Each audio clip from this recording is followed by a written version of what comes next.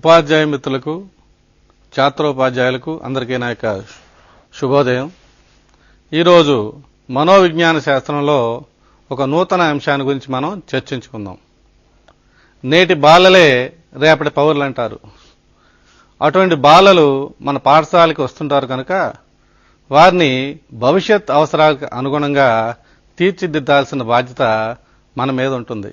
అలా దిద్దినప్పుడు ఆ విద్యార్థి భవిష్యత్తే కాకుండా దేశ భవిష్యత్తు అనేది కూడా చాలా చక్కగా ఉంటుంది. ఏ దేశమైనా ప్రజాస్వామ్యకంగా అభివృద్ధి చెందాలంటే ఆ దేశంలో విద్యా వ్యవస్థ చక్కగా ఉండాలని చెప్పి జాన్ డ్యూయి గారు అన్నారు.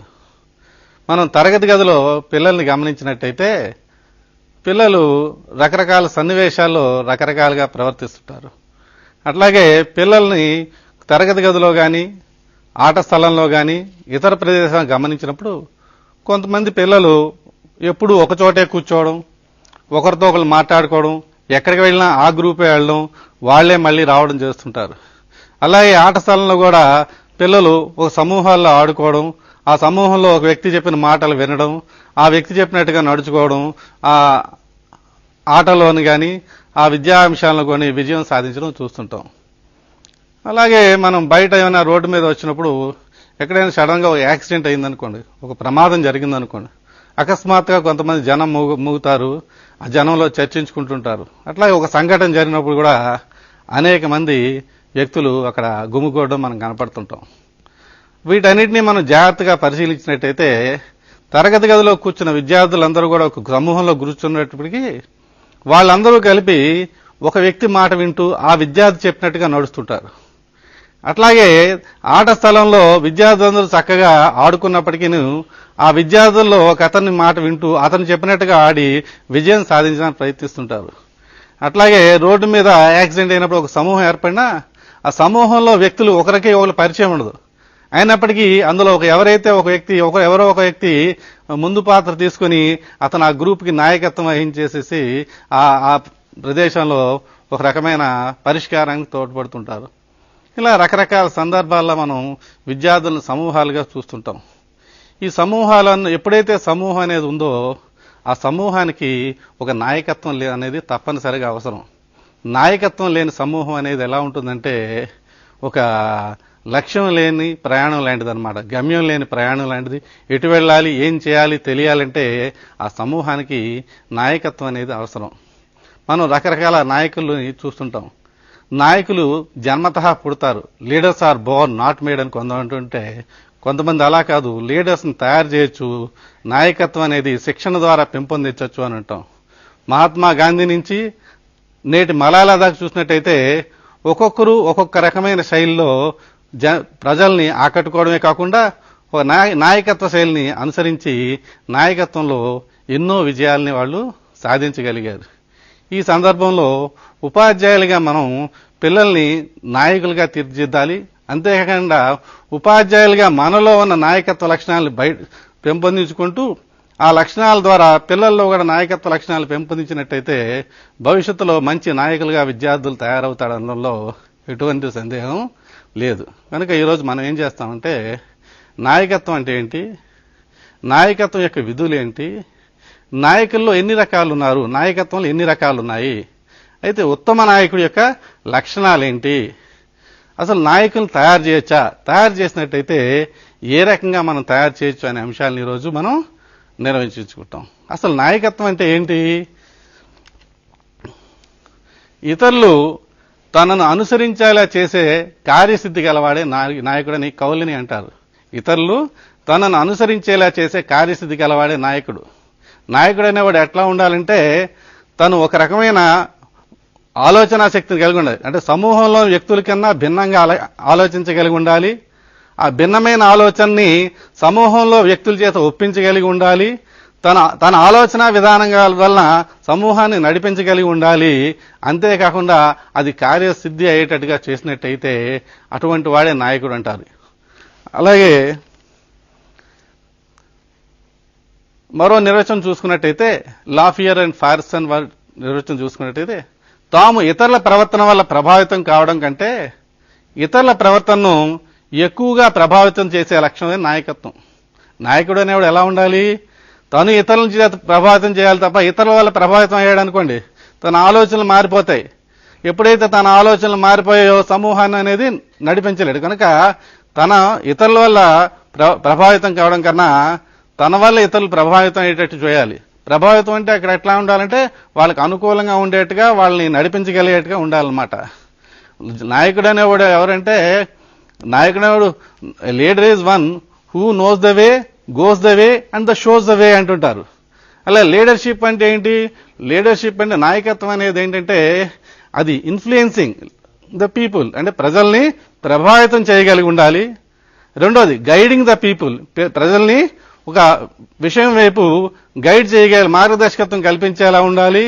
కమాండింగ్ ద పీపుల్, అదే సమయంలో వాళ్ళందరి మీద ఒక రకమైన పట్టుండాలి.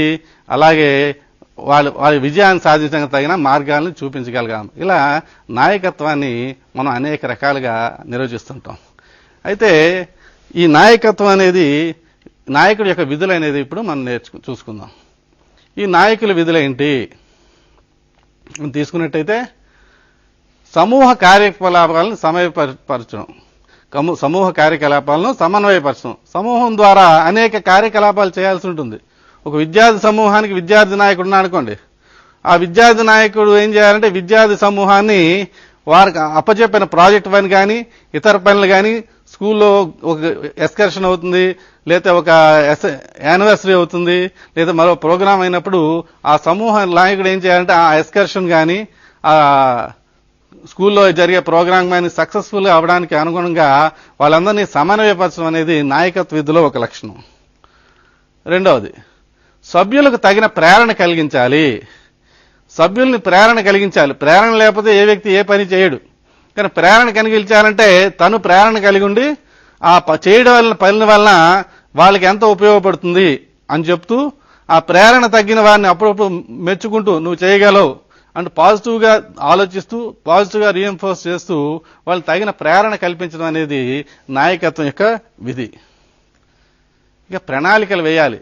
ఏదైనా ప్రణాళిక లేకపోతే ఏ పని జరగదు.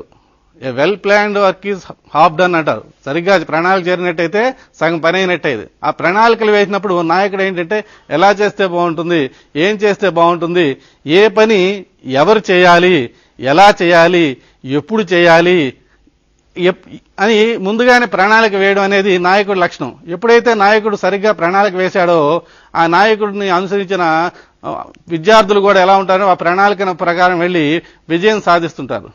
ఒక యుద్ధరంగం ఉంది. యుద్ధరంగంలో ఒక సైనిక సమూహానికి ఒక నాయకుడు ఉంటాడు. ఆ నాయకుడు ఎలా వెళ్ళాలి, సైనికులు ఏం చేయాలి అని ప్లాన్ చేస్తాడు. ఆ ప్రణాళిక కానీ సరిగా లేదనుకోండి ఆ సైనికులకి ఎంతో ప్రమాదం జరుగుతుంది. అదే ప్రణాళిక సక్సెస్ఫుల్ గా ఉందనుకోండి, చక్కగా ఉందనుకోండి, వాళ్ళు విజయం సాధించడం అనేది జరుగుతుంది. కనుక నాయకుని యొక్క విధుల్లో ఈ ప్రణాళికలు వేయట చాలా కీలకమైన పాత్రని వహిస్తుందన్నమాట. ఈ ప్రణాళిక అనేదే అతను సక్సెస్ అవడానికి దోహదం చేస్తుంది. సమూహేతర వ్యవహారాలకు సమూహం తరపున ప్రాతినిధ్యం వహించాలి.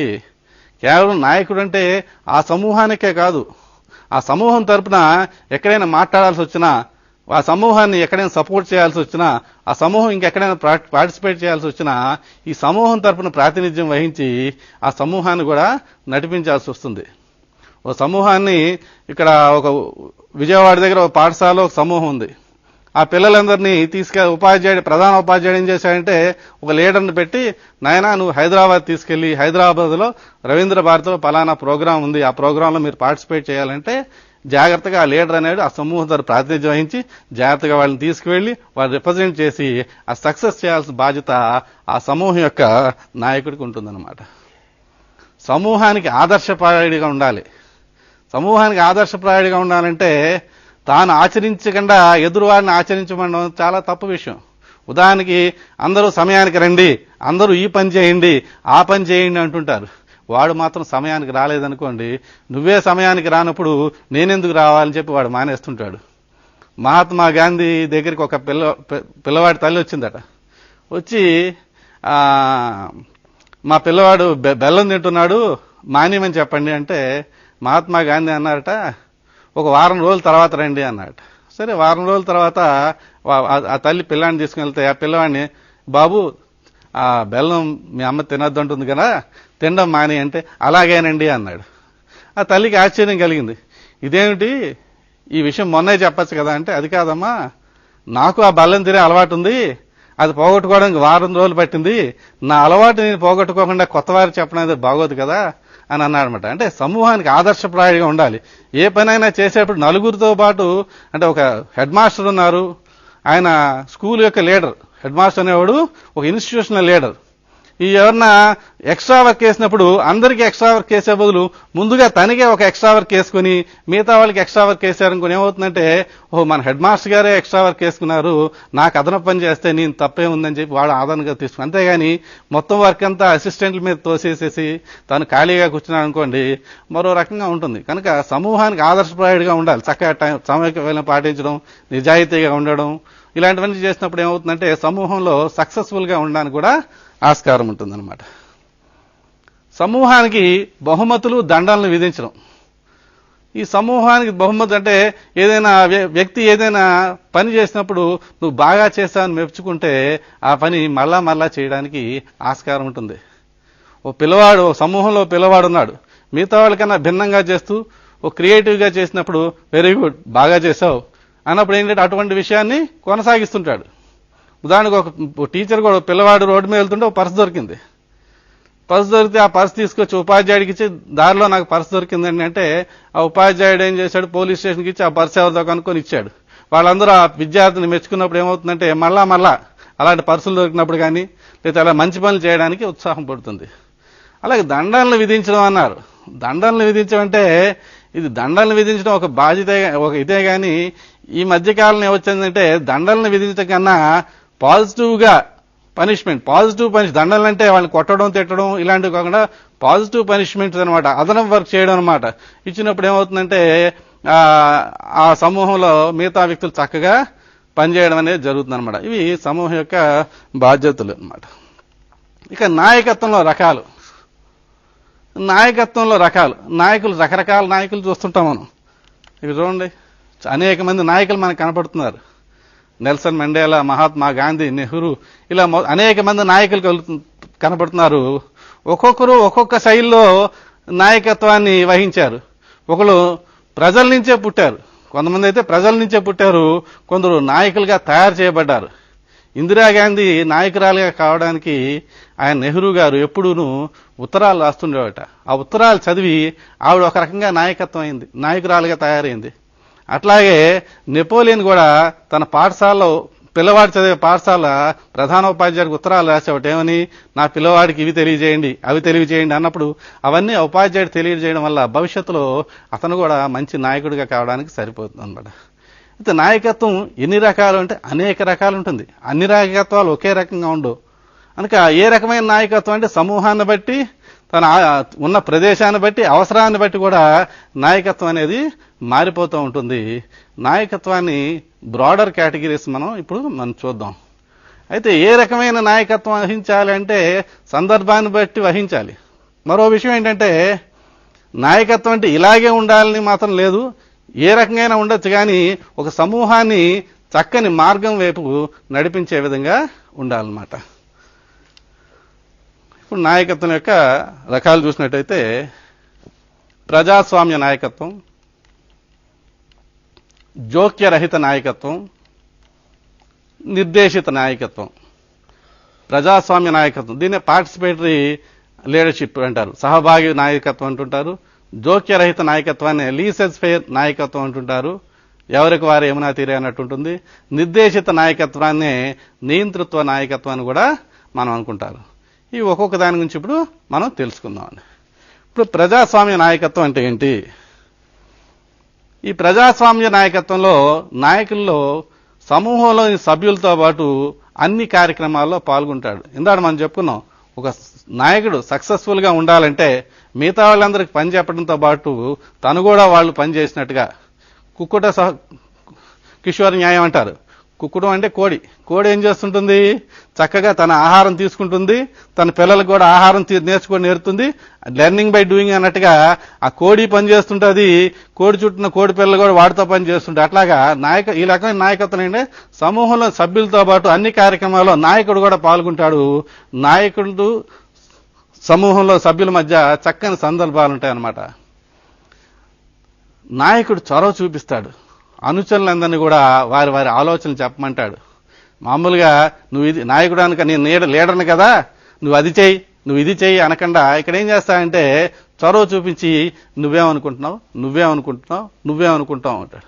అన్నప్పుడు ఏమవుతుందంటే వాళ్ళ ఆలోచనలు, నా ఆలోచనలు కూడా ప్రాధాన్యత ఇచ్చాడు, నా ఆలోచనలు కూడా కన్సిడర్ చేశాడు అన్నప్పుడు ఎలా ఉంటుందంటే వాళ్ళకి ఆ నాయకుడి మీద గౌరవం పెరుగుతుంది. అందుకే ప్రజాస్వామ్య నాయకత్వం అందరి అభిప్రాయం తీసుకొని అన్నిట్లో మెజారిటీ ఎక్కువ మంది అభిప్రాయాన్ని యాక్సెప్ట్ చేస్తూ ఎందుకు యాక్సెప్ట్ చేశామని చెప్తుంటాడనమాట. అందుకని నాయకుడు చొరవ చూపిస్తాడు, అనుచరులందరినీ కూడా వారి ఆలోచన చెప్పమని దానికి అనుగుణంగా నడిపిస్తాడు. పరస్పర చర్చల ద్వారా నిర్ణయాలు తీసుకున్నాడు. అందరూ ఆలోచన చెప్పిన తర్వాత ఏం చేస్తాడంటే వీళ్ళందరూ ఆలోచనలు ఇలా ఉన్నాయి, ఈ ఆలోచనలన్నీ ఇలా ఉన్నాయి కనుక ఏ నిర్ణయం బాగుంటుంది, ఒక పిక్నిక్ వెళ్ళాలి, ఒక ఉపాధ్యాయుడు పిల్లల్ని పిక్నిక్ లేదా ఒక ఎక్స్కర్షన్ లేదా ఫీల్డ్ విజిట్ తీసుకెళ్ళాలి.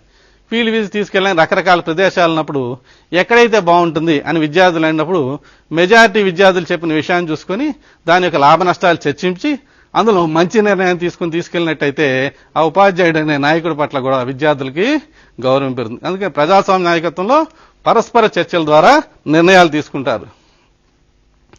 సభ్యులు కార్యక్రమాలు అన్నింట్లోనూ చురుగ్గా పాల్గొంటారు. ఎప్పుడైతే నాయకుడు మిగతా అనుచరుల తాలూకా అభిప్రాయాలు తీసుకుంటున్నాడో నాకు ప్రాధాన్యత ఉంది, నేను కూడా ఇందులో మెంబర్నే, ఒక ఇంటిలో ఉండే కుటుంబ సభ్యుల్లా ఉండి అన్నింటిలో కూడా చురుగ్గా పాల్గొనడం జరుగుతుంది. ఇక్కడ మనం చూడండి, వాళ్ళకి ఉపాధ్యాయుడికి విద్యార్థులకి, ఉపాధ్యాయుడు నాయకుడు అనుకున్నట్టయితే విద్యార్థులు అనుచరులు అనుకున్నట్టయితే ప్రజాస్వామ్య నాయకత్వంలో వాళ్ళ మధ్య సంబంధాలు చూడండి. ఉపాధ్యాయుడి నుంచి విద్యార్థికి రిలేషన్ ఉంది, విద్యార్థి నుంచి ఉపాధ్యాయుడికి ఉంది, విద్యార్థి నుంచి విద్యార్థికి కూడా సంబంధం ఉంది. అంటే ఇక్కడ సమాచారం అనేది నాయకుడి నుంచి అనుచరుడికి, అనుచరుడి నుంచి నాయకుడికి, అనుచరుడికి మధ్య కూడా జరుగుతుందన్నమాట. ఈ రకమైన నాయకత్వాలు ఏమవుతుందంటే సమూహంలో సభ్యులందరూ తన అనే భావాన్ని కలిగి ఉండడం వలన చక్కగా పని జరుగుతుంది, ఆ ప్రొడక్టివిటీ అనేది పెరుగుతుంది. తర్వాత ఎక్కువ సభ్యుల మధ్య, సభ్యుడికి నాయకుడి మధ్య ఆప్యాయతలు పెరిగి చక్కగా చేయగలుగుతారు. అయితే ఒక్కో సందర్భంలో ఏమవుతుందంటే ఇందులో టైం కన్జ్యూమింగ్ కూడా అవుతుంది. అందరు డెసిషన్ తీసుకునేసరికి తక్కువ టైం ఉన్నప్పుడు ప్రజాస్వామ్య నాయకత్వం తీసుకున్నట్టు అనుకోండి, ఏమవుతుందంటే అభిప్రాయాలన్నీ తీసుకునేసరికి అసలు పని అయిపోవచ్చు. కనుక ఏమవుతుందంటే ఇందులోనూ ఏకైక నష్టం ఏంటంటే టైం కన్జ్యూమింగ్. అయితే ఫలితాల దృష్టిలో పోల్చినప్పుడు ఫలితాలు చక్కగా ఉంటాయి కనుక ఈ టైం కన్జ్యూమింగ్ అనే విషయాన్ని మనం లెక్కలోకి లెక్కలేదు. సాధారణంగా తరగతి గదిలో కూడా ఉపాధ్యాయుడికి విద్యార్థుల మధ్య ఈ ప్రజాస్వామ్య నాయకత్వం రకం సంబంధాలు ఉన్నట్టయితే ఆ తరగతి గది ఉన్నతంగా ఉంటుంది, అందులో విద్యార్థులు కూడా గుణాత్మకంగా చక్కగా తీర్చిదిద్దబడతారు. ఇప్పుడు రెండో రకమైన నాయకత్వం గురించి మనం చూద్దాం. నిర్దేశిత నాయకత్వం. నిర్దేశిత నాయకత్వం అంటే ఈ నాయకత్వంలో నాయకుడు ఇచ్చిన ఆదేశాలను అనుచరులు పాటించాల్సి ఉంటుంది. నువ్వు ఇది చేయి, నువ్వు ఇలా చేయి అంటుంటాడు. అన్నప్పుడు ఆ అనుచరుల అభిప్రాయాలు తీసుకోండా, నువ్వు ఇలా చేయాలి, అలా చేయాలి, నువ్వు వెళ్ళి నోట్స్ పట్టరా, నువ్వు వెళ్ళి అక్కడ జెండా స్తంభం కట్టు, నువ్వు వెళ్ళి ఇంకో పని చేయి చెప్తే వాళ్ళు ఎదురు మాట్లాడకుండా చేయాల్సి ఉంటుంది తప్ప వీళ్ళకి ఎటువంటి స్కోప్ ఉండదన్నమాట నిర్దేశిత. అందుకే దీన్ని నియంతృత్వ నాయకత్వాన్ని కూడా మనం అనడానికి కారణం అనమాట. కేవలం నాయకుడే ఆదేశాలు డెసిషన్స్ అనే నిర్ణయాలు తీసుకుంటాడు, అనుచరులు దాన్ని పాటించాల్సి ఉంటుంది. అనుచరులు ఎందుకు ఏమిటని ప్రశ్నించే వీలు ఉండదు. ప్రజాస్వామ్య నాయకంలో ఎందుకు ఏమిటి ఎలా అని ప్రశ్నిస్తారు. ఇక్కడ ఎందుకు ఏమిటి అని ప్రశ్నిస్తే అతనికి తీవ్రంగా దండన ఉండొచ్చు, లేదా ఆ సమూహానికి ఆ సభ్యుడిని దూరంగా ఉంచే ప్రమాదం కూడా ఉంది. నాయకుడే నిర్ణయాలు తీసుకుంటాడు. అనుచరుల ఆలోచనలకు భావాలకు ఏమాత్రం విలువ ఉండదు. అనుచరులకు కూడా ఆలోచనలు ఉంటాయి. అయితే నేనే నాయకుడు కనుక నేనే డెసిషన్ తీసుకోవాలి, తప్ప అనుచరులకి ఏం డెసిషన్ తీసుకునే అధికారం లేదు అని అనుచరులు ఏ విషయం చెప్పినా వాటిని లెక్క చేయకుండా నేను ఇది చెప్పాను ముందు చేయి తర్వాత మీ సంగతి అన్నట్టుగా చూస్తుంటారనమాట. నెక్స్ట్, నాయకుడు ఆదేశాలు ఇచ్చినప్పుడు మాత్రమే సభ్యులు పనిచేస్తారు. అంటే ఎలా ఉంటుందంటే ఒక రోబోట్ టైప్ అనమాట. ఒక కంప్యూటర్ ప్రోగ్రామింగ్ ఇస్తేనే పనిచేస్తుంది, ప్రోగ్రామింగ్ లేకపోతే ఆ పని చేయదంటారు. ఒక రోబోట్ కూడా, ఒక యంత్రానికి కూడా ఏదైనా పని చేయమని ఆదేశం ఇచ్చి ప్రోగ్రామింగ్ ఇచ్చినట్టు పని చేసినట్టుగా ఆ నాయకుడు ఆదేశం ఇచ్చినప్పుడు మాత్రం సభ్యులు పనిచేస్తారు, మిగతా టైంలో పని చేయరు అనమాట. ఈ రకమైన నాయకత్వం వల్ల ఎప్పుడు ఇబ్బంది ఏంటంటే నాయకుడికి సభ్యులకి మధ్య సత్సంబంధాలు అనేవి తక్కువగా ఉంటుంటాయి. నచ్చని పనిని చేయాల్సి వచ్చినప్పుడు విద్యార్థులు అంత ముచ్చటగా పనిచేయరు, ఇష్టపడి పనిచేస్తారు తప్ప కష్టపడి పనిచేయలేరు. నీకు ఇష్టం లేదు చెయ్యి అని ఆదేశించినప్పుడు అతనికి ఇష్టపడే విషయాన్ని మనం ఇస్తున్నట్టే పనిచేస్తాడు. కానీ నువ్వు ఇదే చేయాలి అన్నప్పుడు ఏం చేస్తాండి, ఎందుకు చేయాలి అని మనసులో అనుకుని బాధపడుతూ చేస్తుంటాడు. కనుక ఆదేశాలు ఇచ్చినప్పుడు మాత్రం పనిచేయడం వల్ల మిగతా సమయంలో ఐడియల్గా ఉన్నట్టుంటుంది. అయితే ఈ రకమైన నాయకత్వం అనుచరులకు స్వేచ్ఛ మరియు చొరవ తక్కువ. అన్ని ఆ నాయకుడే తీసుకుంటాడు కదా నిర్ణయాలు, ఇంకా అనుచరులకు స్వేచ్ఛ మరియు చొరవ అనేది చాలా తక్కువ ఉంటుందన్నమాట. ఇప్పుడు చూడండి, ఇక్కడ ఈ బొమ్మలో చూసినట్టయితే ఉపాధ్యాయుడి నుంచి విద్యార్థికి మెసేజ్ వెళ్తుంది తప్ప విద్యార్థి నుంచి ఉపాధ్యాయుడికి ఎటువంటి మెసేజ్ వెళ్ళటం లేదు. ఉపాధ్యాయుడు అనే నాయకుడి నుంచి విద్యార్థి అనే సభ్యుడికి అన్ని ఆదేశాలు వెళ్తున్నాయి, విద్యార్థులు పాటించాలన్నమాట. అయితే ఈ రకమైన సమూహం అనేది లేదా నాయకత్వం అనేది తరగతి గదిలో అంత రాణించదు. కానీ తక్కువ సమయం ఉన్నప్పుడు, విద్యార్థుల్లో సామర్థ్యాలు తక్కువగా ఉన్నప్పుడు, నేర్చుకునే అంశం లేదా చేయబోయే అంశం కొత్తదైనప్పుడు, నిర్ణయాలు తీసుకునే సామర్థ్యం విద్యార్థులు లేనప్పుడు ఈ నిర్దేశక నాయకత్వం అనేది ఒక రకంగా బాగానే ఉంటుందన్నమాట. కానీ ఎక్కువగా పాఠశాలలో మాత్రం అంత అనుసరణీయమైనది మాత్రం కాదు. నెక్స్ట్, జోక్యరహిత నాయకత్వం, దీన్ని లీసెస్ ఫెయిర్ లీడర్షిప్ అంటుంటారు. ఈ రకమైన నాయకత్వంలో నాయకుడు ప్రేక్షక పాత్ర వహిస్తుంటాడు. అంటే సభ్యులు ఉంటారు, నాయకుడు ఉంటారు. నాయకుడు ఏం చేస్తాడంటే తన పని తాను చేసుకుంటుంటాడు, ఓ పని అప్పచెప్పేసి తన పని తాను చేసుకుంటుంటే ఇక అనుచరులు ఏంటంటే ఎవరికి తోచిన రీతిలో వాళ్ళు చేస్తూ ఉంటుంటారు. ఒక్కోసారి ఏమవుతుందంటే బస్సుకి అందరూ డ్రైవర్లు అయితే ఏ ఊరు వెళ్ళదు, బస్సుకు 4 వైపులా 4 డ్రైవర్ని కూర్చోబెట్టి ఎటు వెళ్తుందో ఎటు వెళ్ళదు. అట్లాగా ఈ రకమైన నాయకుడు ప్రేక్షక పాత్ర వహిస్తుంటాడు, అనుచరులనే నిర్ణయాలు తీసుకోమని అంటుంటాడు. అనుచరులను వారి నిర్ణయాలు వారే తీసుకుంటారు. ఇక చూడండి, ఉపాధ్యాయుడు వేరుగా ఉన్నాడు, విద్యార్థులు వేరువేరుగా ఉన్నారన్నమాట. ఈ ఉపాధ్యాయుడు ఇచ్చిన విద్యార్థికి మధ్య సంబంధాలు మాత్రం లేవు. అయితే ఇటువంటి నాయకత్వం ఒక్కో సందర్భంలో విజయం సాధిస్తుంది. ఎప్పుడంటే అనుచరులందరూ అత్యంత సమర్థులై తమ పని తాను వ్యక్తిగతంగా చేయగలిగి ఉన్నప్పుడు ఈ రకంగా జోక్యరహిత నాయకత్వం కూడా పనికొస్తుంది. అయితే పూర్తిగా జోక్యరహితం కాకుండా కాస్త గైడెన్స్ వచ్చి తర్వాత జోక్యం చేసుకోకపోయినా మిగతా విద్యార్థులందరూ తమ తమ సామర్థ్యాలకు అనుగుణంగా పనిచేసినప్పుడు ఏమవుతుందంటే ఆ పని అవ్వడానికి అవకాశం ఉంది. కానీ ఎక్కువ సందర్భాల్లో ఎవరి పని వాళ్ళు చేయమంటే ఎవరు ఏ పని చేయకుండా ఖాళీగా కూర్చోవడం వల్ల ఏమవుతుందంటే ఆ నాయకత్వం అనేది ఏమవుతుందంటే సక్సెస్ఫుల్ అవదు, చేయాల్సిన పని సకాలంలో పూర్తి కాదు, విద్యార్థుల మధ్య సత్సంబంధాలు దెబ్బతింటాయి, విద్యార్థులకి ఉపాధ్యాయుడికి మధ్య సత్సంబంధాలు లేపడంతో ఆబ్సెంటిజం అని లేకపోతే ఇలాంటివన్నీ కూడా పెరగడానికి ఆస్కారం ఉంటుంది. మరి ఉత్తమ నాయకుని లక్షణాలు ఏంటి? నాయకుల్లో రకాలు చెప్పుకున్నాం. ఇప్పుడు ఉత్తమ నాయకుల లక్షణాలు ఏంటి? ఇతరుల అభిప్రాయాన్ని గౌరవిస్తారు. అంటే ఇతరులు ఏమైనా చెప్పినప్పుడు వాటిని అభిప్రాయాన్ని గౌరవించాలి. అంటే వెంటనే తిరస్కరించకుండా నువ్వు ఇలా చెప్పావు ఇలా ఉంది గౌరవించి, ఎందుకంటే తర్వాత అనుకూలంగా మార్చుకోవచ్చుదని అభిప్రాయాలన్నీ తీసుకున్న తర్వాత మెజారిటీ అభిప్రాయానికి గౌరవిస్తారు. లేనప్పుడు ఏం చేస్తారంటే నువ్వు చెప్పింది బాగానే ఉంది కానీ ఇలా చేస్తే బాగుంటుందేమో ఆలోచించు అని గైడెన్స్ ఇవ్వగలుగుతారు అనమాట. ఏ పనైనా వారు పాటించి చూపిస్తారు. ఇందాక చెప్పుకున్నాం గాంధీ గారు, అట్లా ఏ పనైనా వారు ముందు వాళ్ళు పాటించి తర్వాత చేయమంటారు అనమాట. నువ్వే చేయి నేను చేయనంటే చేయరు, వాళ్ళు పాటించి ఏం చేస్తారంటే చూపిస్తారు. చూపించడం వాళ్ళంటే ఆ మార్గంలో వెళ్తారు, ఆయనే చేస్తున్నాడు కనుక నేను చేయాలని అనుకుంటారు అనమాట. మంచి వక్తలే ఉంటారు.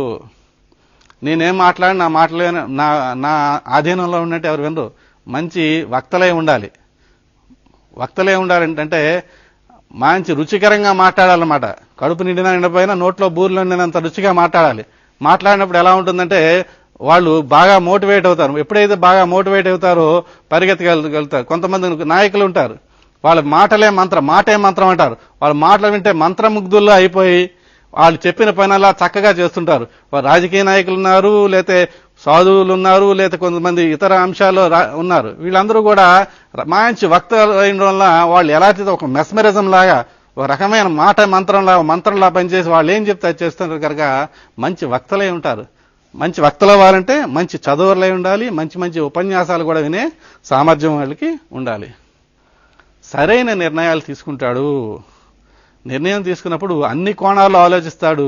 అందరి సభ్యులతో ఆలోచించి సరైన నిర్ణయాలు తీసుకుంటాడు. సరైన నిర్ణయాలు తీసుకోవడం అనేది ఉత్తమ నాయకుల యొక్క లక్షణం. ఆ నిర్ణయాన్ని బట్టి అతని నాయకత్వ లక్షణం అనేది కూడా బయటపడుతుంది.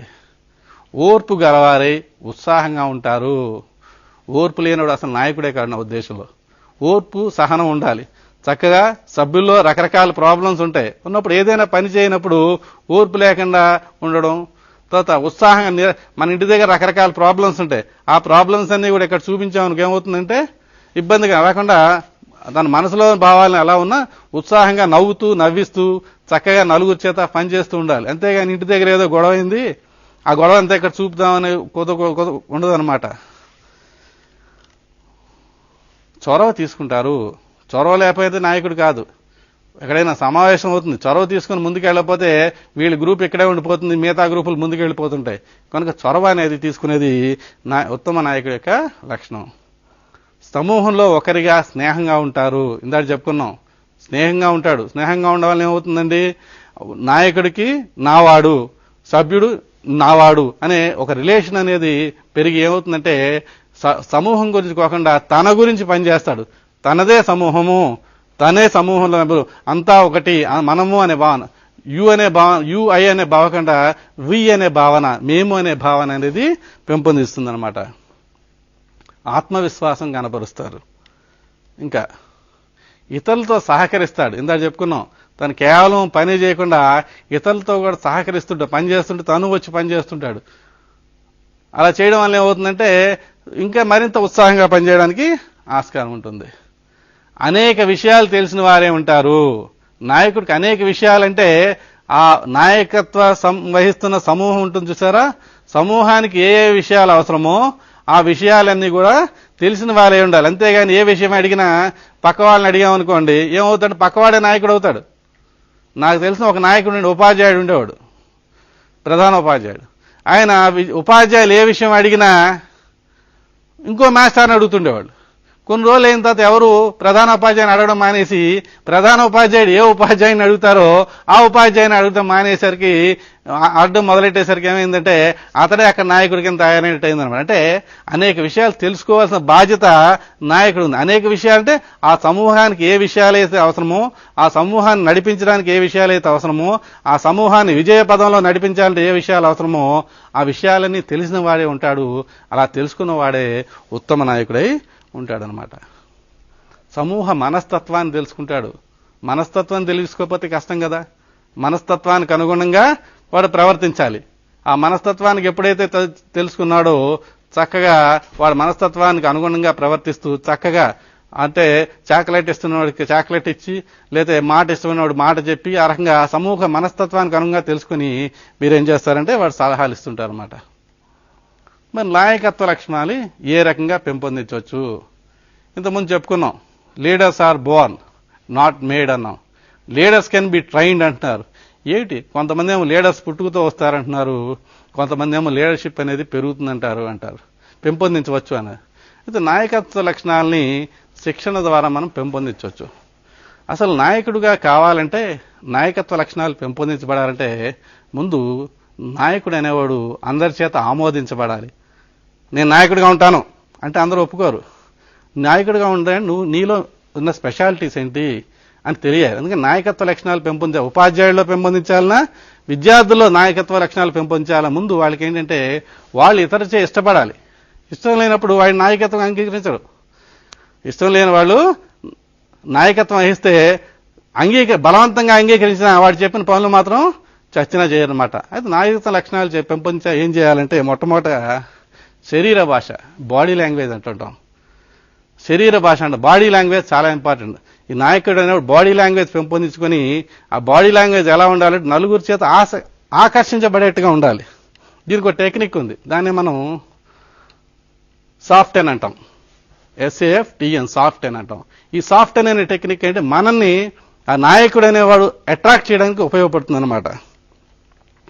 ఇందులో ఎస్ అంటే స్మైల్, చిరునవ్వు. ఎవరన్నా కనపడినప్పుడు చక్కని చిరునవ్వు నవ్వుతూ పలకరిస్తే ఎలా ఉంటుందంటే ఆహా మాట్లాడాలి అనిపిస్తుంది, వినాలి అనిపిస్తుంది. చిరునవ్వు కానీ నవ్వు కాదు, నవ్వమన్నావు కదా అని చెప్పి వికటాహాసం చేసి మాయాబజార్లో అంజిగాళ్ళ నవ్వి రకరకాల అక్షరాలు నవ్వకుండా ఒక చక్కని మందహాసం, చిరు మందహాసం చేసినప్పుడు ఏమవుతుందంటే ఎదుటివాడికి కూడా మనం చూడగానే బస్సులో కూడా మనం ప్రయాణం చేస్తున్నప్పుడు పక్కవాడు ఇలా చూస్తే మనం చక్కమొహం వేసుకుని ఇలా సీరియస్ చూసామనుకోండి, వాడు ఇలా వెళ్ళిన గంట సేపు ఇలా ప్రయాణం లాగే కూర్చుంటాం. అదే మనం పక్కవాడిని చూస్తాం నవ్వే అనుకోండి, ఆకస్మిక అనుకోకుండా టక్క నవ్వుతాడు. ఒక రకమైన ర్యాపోర్ట్ అనేది డెవలప్ అవుతుంది. రెండు స్పీచ్, ఎస్ ఫర్ స్పీచ్, మాట. మనం అంటున్నాం కాకి చేసుకున్న కర్మం ఏంటి, కోయలు చేసుకున్న పుణ్యం ఏంటి, మధుర భాషణమున మర్యాద ప్రాప్తించు లలిత సుగుణజాలు తెలుగు బాల అంటుంటాం. కాకి కోయిల ఒకలాగే ఉంటాయి. కాకి అరిస్తే ఎలా ఉంటుందో కోకిల అరిస్తే కూడా అలా తెలుస్తుంది అనమాట. మాట్లాడే విధానం, ఎట్లా మాట్లాడాలి. ఒక అతనికి పెళ్ళయిందట. వాళ్ళ ఆవిడ ఒక 2 నెలల రోజులు అయింది, వంట చేసినప్పుడు నీ మొహంలో ఉంది కూర అందట అన్నట. అంటే ఏముంది, సరే అండి రేపటి నుంచి మీరు వండుకోండి అందట. ఇంకో ఆయన ఇదే సందర్భంలో ఏమన్నట, ఈ కూర మనం బాగా వండేవే అన్నట. అంటే ఏమన్నాడు వెంటనే వాళ్ళ ఆవిడ, నిజమేనండి వాళ్ళు కుదరలేదు, ఉప్పు ఎక్కువైంది, పప్పు ఎక్కువైంది, కారం ఎక్కువైంది. అంటే మాట్లాడే విధానం ఎలా మాట్లాడాలి, నెమ్మదిగా మాట్లాడాలట. ఒక ఆయన చెప్పాడు నెమ్మదిగా మాట్లాడాలి, అర్థం చేసుకొని మాట్లాడాలి, పూర్తిగా విని మాట్లాడాలి. చాలా మంది మాట్లాడుతున్నారు మధ్యలో వచ్చి మాట్లాడేస్తున్నారు. అలాగే పూర్తిగా విని మాట్లాడాలి, ఉన్నది ఉన్నట్టుగా మాట్లాడాలి, నిజాయితీగా మాట్లాడాలి, నొప్పించకుండా మాట్లాడాలి, నవ్విస్తూ మాట్లాడాలి, నమ్మకం కలిగేలా మాట్లాడాలి. ఇలా మాట్లాడినప్పుడు ఆ వ్యక్తి పట్ల పబ్లిక్ ఎలా ఉంటుందంటే చక్కని అభిప్రాయాన్ని, ఇష్టాన్ని పెంపొందించుకుంటారు. తర్వాత అంటే accept and modify the behaviour. Accept and modify the, అంగీకరించు మరి సరిచేయడం అనమాట. సభ్యులు ఉన్నారు, నాయకుడిగా ఎన్నుకున్నారు. నాయకుడిగా ఎందుకు ఎన్నుకున్నారంటే మిగతా వాళ్ళందరికన్నా భిన్నమైన దృక్పథాన్ని కలిగి ఉన్నాడు, భిన్నమైన ఆలోచన కలిగి ఉన్నాడు, చక్కగా చేయగలుగుతాడు అని. అలాంటప్పుడు సభ్యులు ఏమైనా తప్పు చేసినప్పుడు, తప్పు చేసావు, అది చేసావు, ఇది చేసావు అనుకో ఏమవుతుంది, రెండోసారి ఆ పని చేయడు. ఓ పిల్లవాడికి ఒక వర్కప్ చెప్పాం, ఓ సమూహం కాబట్టి మీ సమూహం అంతా వెళ్ళి తోట పని చేయండి అన్నప్పుడు నువ్వు సరిగా పాదులు తవ్వలేదు, నువ్వు సరిగా ఇచ్చేయలేదు, వచ్చే బదులు యాక్సెప్ట్ అండ్ మాడిఫై అంటే బాగానే చేశారండి మీరందరూ పనులు, కానీ ఇలా చేస్తే బాగుండేమో, అలా చేస్తే బాగుండేమో అన్నాం అనుకోండి ఏమవుతుంది. పిల్లవాడు క్లాస్ రూమ్లోకి లేటుగా వచ్చి అడగకుండా లోపలికి వచ్చి కూర్చున్నప్పుడు ఉపాధ్యాయుడు వెంటనే తిట్టాడానికి ఏమవుతుంది, ఆ పిల్లవాడు బాధపడతాడు, నలుగురిలో ఏడుస్తాడు. ఉపాధ్యాయుడు అంటే ఒక రకమైన కోపం కూడా కలిగే అవకాశం ఉంది, బయట రాయైనా వేస్తాడు. అలా కాకుండా ఆ పిల్లవాడు వచ్చి కూర్చున్నాడు మాట్లాడకుండా మరో పిల్లవాడు వచ్చినప్పుడు లోపలికి మే ఐ కమిన్ సార్ అని అడిగి వచ్చినప్పుడు అప్పుడు పిల్లవాడిని అప్రిషియేట్ చేయలేమని, వెరీ గుడ్ పిల్లవాడంటే చదువుకున్న పిల్లవాడంటే మే ఐ కమిన్ సార్ ఇలా అడిగి వచ్చినప్పుడు చాలా మంచిది, చదువుకున్నవాడిని గుర్తింపు ఉంటుంది అన్నప్పుడు ఏమనుకుంటాడంటే, అంతకుముందు తిట్టని పిల్లవాడు అనుకుంటాడు, ఏమనుకుంటాడంటే ఓహో నేను ఇందాక అడగకుండా వచ్చాను, మాస్టర్ ఏమనలేదు, రేపటి నుంచి నేను అనాలంటే accept and modify the behaviour modification లో మంచి టెక్నిక్ అనమాట. పిల్లలు ఏదైనా ఒక లెక్క తప్పు చేశారనుకోండి, తప్పు చేసావు పో అంటే మళ్ళీ అదే తప్పు చేసుకొస్తాడు. తప్పు చేసావని ఎందుకు నాన్న ఎలా చేసావు అన్నప్పుడు he'll explain his own logic, దాన్ని సరి చేసినప్పుడు పిల్లవాడు. అట్లా లీడర్షిప్ లో కూడా అంతే, ఓ పని తప్పు చేశాడు సరిగ్గా చేయనప్పుడు నాయన చేస్తున్నావు, బాగా చేస్తున్నావు, నీకు అప్పచెప్పిన పని చక్కగా చేస్తున్నావు, కానీ ఇది ఇలా చేస్తే బాగుంటుందేమో, అలా చేస్తుంటే ఎవరు కూడా ఆ డైరెక్షన్ వద్దని అనరు, తను చెప్పినట్టుగా చేయండి. అందుకని యాక్సెప్ట్ అండ్ మాడిఫై, పని చేయడానికి ఇష్టపడిన వాడిని పని బాగా చేయడానికి సహకరించాలి తప్ప వాళ్ళు తప్పులు రంధ్రాన్వేషణ అనేది చేసినప్పుడు వాడు ఆ పని చేయడానికి మానేసి మెల్లమెల్లగా సమూహం నుంచి తప్పుకునే అవకాశం కూడా ఉంటుంది. నెక్స్ట్ ఫార్వర్డ్ లీన్, వినే పద్ధతి ఎలా ఉండాలి. వాళ్ళు చెప్తుంటే వెనక్కి ఇలా వంగుని వినడం, ఇలా వెనక్కి కుర్చీలో చేరబడి విన్నాం, అటు తిరగడం ఇటు తిరగడం, కాస్త ముందుకు ఇలా వంగుని విన్నాం అనుకోండి, ఎదురు మాట్లాడుతున్నప్పుడు ఏమనుకుంటా అంటే ఓహో నా మాటలు వింటున్నాడనే భావన కలుగుతుంది. మీరు విన్నా వినకపోయినా ఆ సభ్యుడు చెప్తున్నప్పుడు చాలా మంది చూసాం, ఇలా ఉంటాడు, ఆనుకుని ఉంటాడు, ఇలా ఊపుతుంటాడు, బాడీ లాంగ్వేజ్ అంటారు ఇలాగ. అలాగంటే చక్కగా చెప్తున్నప్పుడు ఇలా ముందుకు వంగి విన్నాడు, ఆహా నా మాటలు విన్నాడు అని మన తర్వాత ఏం చేయకపోయినా నా మాటలు వింటున్నాడు అని నమ్మకం కలుగుతుంది. నెక్స్ట్ టచ్, స్పర్శ. ఒక పని చేసినప్పుడు ఓ జెంటిల్ షేక్ హ్యాండ్ ఇవ్వడం, వెరీ గుడ్ బాగా చేసావు, ఒక జెంటిల్ షేక్ హ్యాండ్ ఇవ్వడం అన్నమాట, నువ్వు బాగా చేసావు అని. ఆ షేక్ హ్యాండ్ ఇచ్చినప్పుడు లేదా ఆ పని బాగా చేసినప్పుడు భుజం మీద మెల్లగా తట్టి వెరీ గుడ్ నువ్వు బాగా చేస్తున్నావు అని మెల్లగా, తట్టమంటే కొట్టమని కాదుండోయ్, మెల్లగా తట్టి వెరీ గుడ్ బాగా చేస్తున్నప్పుడు అన్నప్పుడు ఎలా ఉంటుందంటే అతను బాగా చేయాలనే కోరిక, స్పర్శ అంటే అది. ఒకసారి నాగార్జున యూనివర్సిటీ వెయిట్ లిఫ్టింగ్ పోటీలు అవుతున్నాయి. ఒక అతను స్టేజ్ మీదకి వచ్చాడు, ఎంతసేపటికి బరువు ఎత్తట్లేదు. ఏమయ్యా నువ్వు బరువు ఎత్తట్లేదు ఏంటంటే మా కోచ్ రావాలండి అన్నాడు. వెంటనే కోచ్ని పిలిపించాం, మైక్లో అనౌన్స్ చేసి కోచ్ ఎలా ఉన్నాడు రమ్మంటే వచ్చి, అతను వచ్చి ఏం చేసింటే ఇతను భుజం మీద మెల్లగా ఇలా ప్యాక్ చేసి ఎత్తే అన్నాడు. ఇతను వెళ్ళి చక్కగా ఎత్తేసాడు. అంటే ఆ స్పర్శ అనేది ఎంత మోటివేషన్ కలిగించిందంటే అంత మోటివేషన్ అనమాట. చిన్న ప్యాటింగ్ అని, వెరీ గుడ్ బాగా చేస్తున్నావు, నువ్వు ఎత్తగలవు, ఒక ధైర్యం ఇస్తుంది. అలాగే చాకచక్యం, టాక్ట్ఫుల్, టాక్ట్ఫుల్, చాకచక్యంగా ఉండాలి. ఒక ఉపాధ్యాయుడు కొంతమంది పిల్లల్ని రైల్లో పట్టుకెళ్తున్నాడు, రిజర్వేషన్ లేకపోవడం వల్ల జనరల్ కంపార్ట్మెంట్ ఎక్కాడు. ఎక్కితే అందరూ ఏంటంటే ఆ జనరల్ కంపార్ట్మెంట్ పడుకున్నారు, అన్నిటి మీద కింద కూర్చోవాల్సిన చోట కూడా పడుకున్నారు. లేకపోతుంటే ఉపాధ్యాయుడు మిగతా వాళ్ళు నిలబడిన వాళ్ళు అన్నారు, మిగతా వాళ్ళు నాయనా చాలాసేపు నుంచి లేపుతున్నాం, వాళ్ళు లేవట్లేదన్నారు. నిద్రపోయేవాడిని లేపచ్చు కానీ నిద్ర నటించేవాడిని లేపలేం కదా అంటే ఈ ఉపాధ్యాయుడు కామ్గా వెళ్ళి వాళ్ళ దగ్గర నిద్రపోతున్నాడని లేవమని అనకుండా టికెట్ అన్నాడు. అనగానే బుడుగుమని లేచి టికెట్ ఇచ్చాడు. ఒకటే కదా టికెట్, జరుగు కూర్చో అన్నాడు. ఇంకో అతని దగ్గరికి వెళ్ళాడు, టికెట్ అన్నాడు. వాడు లేచాడు. అంటే ఏం చేశాడు, టాక్ట్ఫుల్ గా వ్యవహరించాడు, చాకచక్యంగా వ్యవహరించి ఆ పడుకున్న వాడిని లేవంటే లేవాడు కానీ టికెట్ అనగానే ఒక టికెట్ కలెక్టర్ వచ్చాడు, లేచి కూర్చున్నాడు. వాడిని పక్కన జరిపి వీళ్ళ విద్యార్థులందరూ కూడా కూర్చోబెట్టి, దానివల్ల ఏంటంటే ఈ టాక్ట్ఫుల్నెస్ వల్ల విద్యార్థులకి ఉపాధ్యాయుడి మీద లేదా ఆ నాయకుడి మీద మంచి నమ్మకం కలిగింది. అందుకని టాక్ట్ఫుల్ గా ఉండాలి. Next eye contact. Eye contact అంటే ముఖంలో చూసి మాట్లాడడం, అంతేనే కళ్ళల్లో కళ్ళు పెట్టి చూసి, నీకు ఐ కాంటాక్ట్ చేయమన్నారు మా సైకాలజిస్ట్ గారని ఆ కళ్ళల్లో ఇలా పెట్టి చూసామనుకోండి, పిల్లవాడు భయపడిపోతాడు. ఇలా కళ్ళు పెట్టి చూస్తే ఏమవుతాడు, భయపడతాడు. అందుకని కళ్ళల్లో చూడడం అంటే ముఖం చూసి మాట్లాడని, అంతేగాని కళ్ళల్లో ఇలా కళ్ళు పెట్టి చూసామనుకోండి ఇక పిల్లవాడు బెదిరిపోయి మళ్ళా మన దగ్గర రాడు. ముఖం చూసి మాట్లాడితే అమ్మయ్య నా మాట వింటున్నారు అంటే దిక్కులు గట్టి అటు తిరుగు ఇటు తిరుగు దిక్కులు చూసామనుకోండి నా మాట వింటున్నట్టు లక్ష్యం కాదు. Next naming and nodding. పేరుతో పిలాలి. చాలామంది పేరుతో పిలవరు. రే ఇలారా, అరే ఇలారా, నువ్వురా. కొన్ని డిపార్ట్మెంట్లు అయితే నెంబర్లతో కూడా పిలుస్తుంటారు. ఒక ఉపాధ్యాయుడు అన్నాయట, ఒక ఉపాధ్యాయుడు రోడ్డు మీద వెళ్తుంటే మరో విద్యార్థి పలకరించాడు, నమస్కారం మాస్టర్ బాగున్నాడు, నువ్వు గుర్తున్నావు కానీ నీ పేరు గుర్తు రావట్లేదు అన్నట. ఆ పిల్లవాడు మనసులో అనుకున్నాడు, నన్ను ఎప్పుడైనా పేరుతో పిలిచారా సార్ తమరు, నెంబర్ 42 అనో నెంబర్ 2 అని రోల్ నెంబర్తో పిలిచారు, నా పేరు ఎందుకు గుర్తుంటుందో అనుకున్నాడట. అందుకే పిల్లవాడు పేరుతో పిలవాలి. నేను మామూలుగా పబ్లిక్ స్పీకింగ్స్ ఇచ్చినప్పుడు ఎక్కువ మంది గ్యాదరింగ్ ఉంటారు, 100 మందో 200 మంది గ్యాదరింగ్ ఉన్నప్పుడు కొంతమంది నేను ఏం చేస్తానంటే ఆ నిర్వాహకులు పిలిచి కాస్త అల్లరి నేను ఫేస్ రీడింగ్ చేసి అల్లరి మొహాలు అనేది చూస్తాను.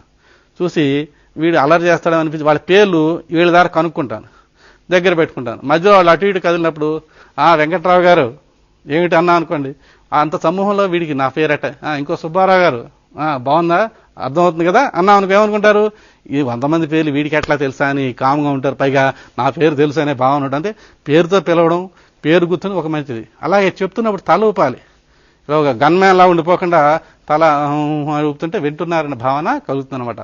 ఈ సాఫ్ట్ అనే టెక్నిక్ ద్వారా ఏం చేయొచ్చు అంటే పిల్లలు మనను ఇతరులు లైక్ చేసేట్టు, ఎప్పుడైతే మనని ఎదుటివాడు ఇష్టపడతారో వాడు మనం చెప్పిన విషయాలు కూడా పాటించడానికి అవకాశం ఉంటుందన్నమాట. కనుక మనం ముందుగా నాయకత్వ లక్షణాలు పిల్లల్లో పెంపొందించాలంటే ముందు ఏం చేయాలంటే ఈ సాఫ్ట్ అనే టెక్నిక్ ద్వారా ఏం చేయాలంటే వాళ్ళలో మంచి బాడీ లాంగ్వేజ్ అనేది డెవలప్ చేయాలి.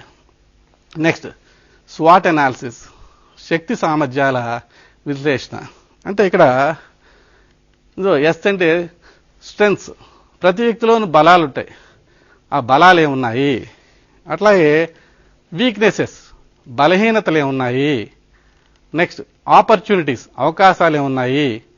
థ్రెట్స్, ప్రమాదాలు ఏమున్నాయి. అంటే ఏం చేసాం, స్వాట్ అనాలిసిస్ అంటే ఆ సమూహంలో సభ్యులు బలాలు ఎలా ఉన్నాయి, లేదా సమూహం యొక్క బలాలు ఏమున్నాయి బలహీనతలు ఏమున్నాయి, ఆ బలహీనతలు పోగొట్టడానికి ఏ అవకాశాలు ఉన్నాయి, అవకాశాలను ఉపయోగించుకుంటే ఎటువంటి ప్రమాదాలు కలుగుతాయని నాయకుడు అనలైజ్ చేసి విశ్లేషించి సభ్యుల యొక్క బలం మరింత పెంపొందించేలాగా, బలహీనతలు ఉన్నాయనుకోండి ఆ బలహీనతలు తగ్గడానికి తగిన అవకాశాలు కలిగించాలి, తనే వీలైతే శిక్షణ ఇవ్వాలి, లేదా ఆ రంగంలో బాగా ప్రాచుర్యం పొందిన వారి చేత శిక్షణ ఇప్పించినప్పుడు ఏమవుతుందంటే అతని బలం, ఆ బలహీనతే బలం కింద మారుతుంది, చక్కగా రాణించగలుగుతారు. అలా లేనప్పుడు ఆ వ్యక్తి ప్రమాదంలో పడతాడు, ఆ సమూహంలో ప్రమాదం పడుతుంది, తిరిగిన నాయకత్వం కూడా ప్రమాదంలో పడడానికి ఆస్కారం ఉందన్నమాట.